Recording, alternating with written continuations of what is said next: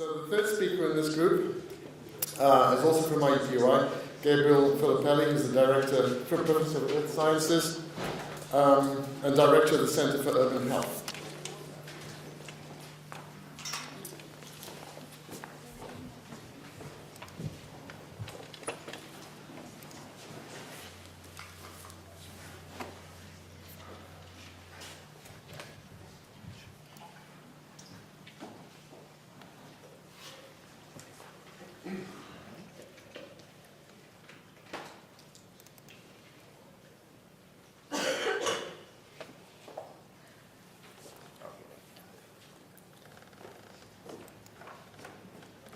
Well, thank you for the invitation, and particularly for an opportunity for me, who's kind of more of an egghead science type, to hear talks from people who are much more interesting and who have a historical context. And of course, I'm an environmental scientist who looks back through time, but with different different libraries, as Phil would say. So my library is usually in sediment and dirt.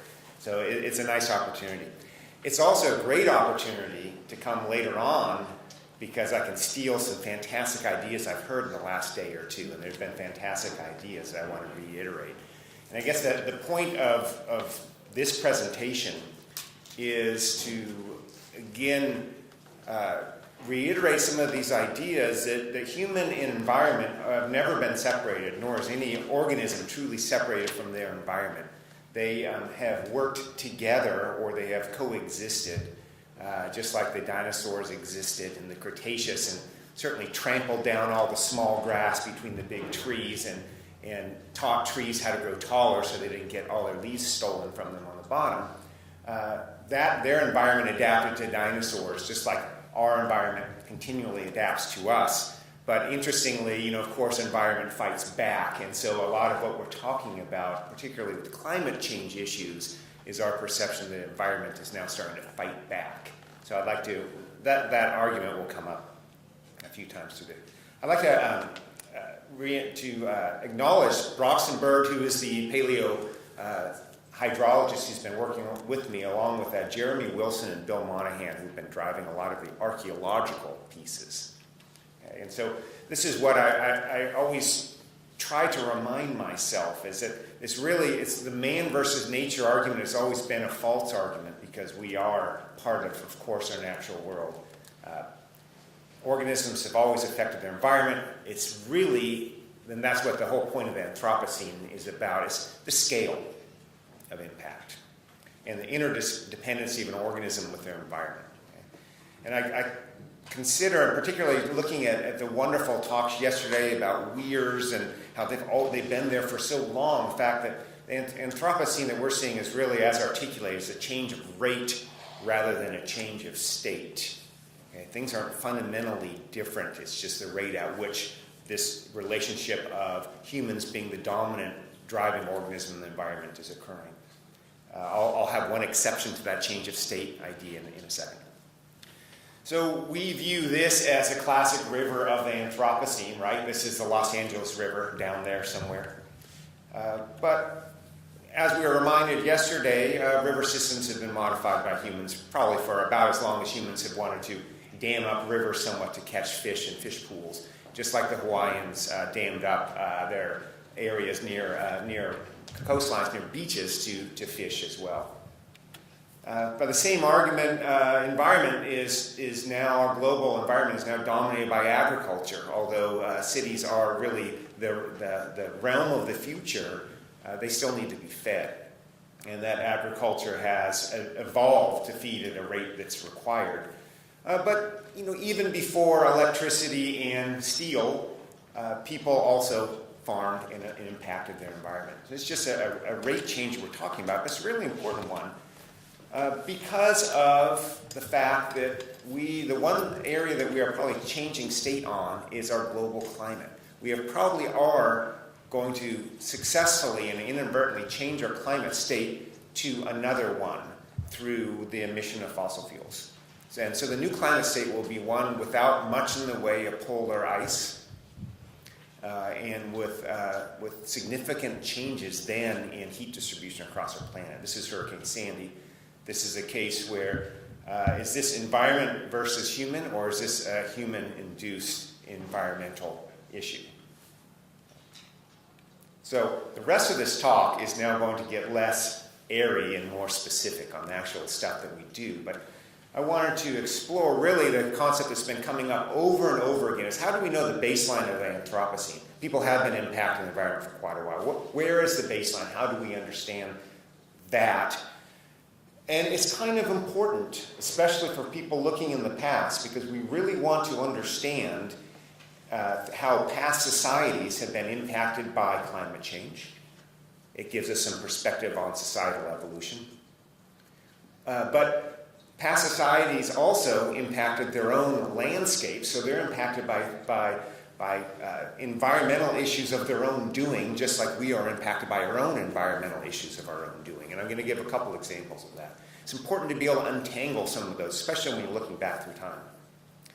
The way we've approached this is building an interdisciplinary team of anthropologists, archaeologists, and paleo-type people like myself to function in a slightly broader landscape. And I'm going to give you an example in a second of another effort that was done to explore the Mayan society, but it'll follow on to what we've been doing. And our target has actually been, and Phil referred to this, the mound-building peoples along the Ohio River, the people who used those, made little buttons also out of mussel shells, but also made quite a bit of other things.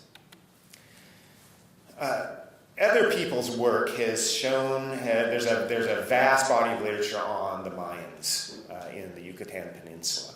And most of that body of literature has been focused not only on their incredible alphabet and their incredible mathematical and observational scientific abilities, but also on their societal collapse. Of course, Jared Diamond has written about this, but also other historians have been written about the collapse of the Mayan, the classic Maya. Where for some time the folklore was that they were all decimated or devastated, but when in fact when you go down to the Yucatan now, it's just the Mayans went back to the forests because the cities were not sustaining them anymore. So what the Mayans did is similar to I think what we our farmers are doing here in Indiana and the Midwest, which is they flourished during a generally wet period. And their agriculture is based on maize and non-irrigated maize. It's warmer there. They got 2 crops of maize a year. We only get 1. But there was no effort to produce any irrigation systems because rainfall came. Every year rainfall came. Although they have vast groundwater resources there in the Yucatan Peninsula, it's riddled with caves filled with fresh water, they made no effort to do anything about that because they didn't need to. At the same time they were developing these large city-states, they also were over-cultivating all of their land. So they had very poor soil to start with, and they made it a lot worse by not replenishing nutrients in the soil. So you've got this whole societal system is poised on the brink of collapse. A lot of factors go into societal collapses, and I'm not a sociologist, so I'm not going to refer to that. But certainly one of them is food limitation, which causes food strife. And it's through efforts later on, mainly over the last 20 years, that we've realized that it really was a wet period that they were flourishing in. And once a persistent dry period came up, they were no longer able to get the yields that they wanted. Their soils couldn't sustain it anyway. They had no infrastructure for irrigation. And that pressure, along with many others, forced their society to dwindle. I would argue that they needed more environmental scientists around and fewer shamans who were invoking the gods for rain. But then again, they didn't have that. The reason I make this analogy to modern Indiana is something like 80+% of our crops are irrigated by summer rainfall. Every climate projection that we've seen shows that although summer rainfall stays about the same in the future, it becomes much flashier, and in fact, because of increasing temperature, the soil moisture goes down. So almost every climate model I've seen shows that corn as a crop is not going to persist like it does now, even in the next 10, 20 years. We saw that with the harvest a couple of years ago. Corn also does not like hot summers for germination. So I think we might need some more environmental scientists as well here in Indiana and fewer shamans. So, to frame this section of our understanding, we think of the Anthropocene as a dominant impact of humans on our environment, and there's no question that's true. But we also have this mythology of the noble savage that Pocahontas was talking to raccoons and trees. And Native Americans in this country lived peacefully and coexisted with their environment in a sustainable way. And that's partly true, I think, and it's partly true because their technological development wasn't as high as it was as ours, for example. Their needs were lower and their population was lower. I'm going to give a little story about the woodland Indians in North America for the last part of this talk that shows how when population pressure goes up and populations start to centralize, they need more advanced technologies to be able to sustain themselves, because otherwise they're frankly unsustainable. But the key point is that even before the onset of the Anthropocene, people were impacting their environment and probably in less than sustainable ways to some extent. So as a reference to our own research, I'm going to show you first one quick story. And this is from Costa Rica. This is an environment where I'm giving you this story because it explains the tools that we're using down on the Ohio.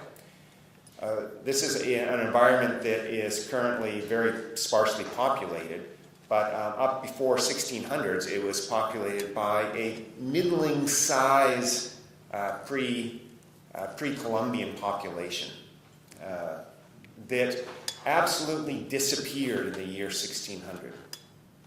And what the question was what drove that disappearance? Was it a large volcanic eruption of Volcan Beirut, which erupted about that time? Was it the conquistadors bringing in smallpox and just general decimation, which occurred about that same time? Or was it climate change? There's a change in the position of a major climate belt there called the Intertropical Convergence Zone at about that same time. So our effort there was to explore whether we can untangle these. And my approach to untangling is using some again, I won't quote the periodic table because I can, I'm a geochemist also, but using a periodic table approach to understanding how you can look at past soil conditions in a landscape to see whether humans have actually impacted the soil significantly or not, and whether that changes soil fertility for those people. So to do that, as Phil referenced, we use cores. We use lake sediments as a window in the past where you can, in this case, this is the exact lake that we looked at, Laguna Zonco, where you can drive a sediment core down carefully into this lake and extract from that a record, just like a tree ring, that you can peel back and you can walk through time. It's not as easy as tree rings to interpret, but we do our best, and so we can make at least some interpretations. And one of the first ones that came out of this setting was this, and Broxton just walked in. Even though I said your name, Broxton, 10 minutes ago, so oh well, you missed your big starring role. Was that the palynologists, people who study pollen, were able to uncover, at least to some extent, the history of human occupation at this site. And the key part is from about 3,000 years before present up until that tephra layer, which coincides with the eruption of that volcano. You had pretty continuous human occupation. It's all subsistence scale slash and burn agriculture. So they would have 1 acre-ish plots. They would burn them. They would grow corn on them for 2-3 years. They would abandon them and move on.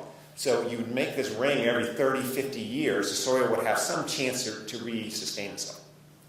So pretty heavy impact. And then boom, at about 1600 AD, everyone left. And there was just a few people. The next time it got redeveloped was in the 1920s when an Italian nudist colony actually set up shop here. They became a commune. And you can see all kinds of remains from that. But being an Italian myself, I understand the motivation, but nevertheless, when we looked at from our perspective, the look at these changes in soil nutrients, what we found was a little bit shocking. We didn't answer the question: was it volcanic eruptions? Was it conquistadors?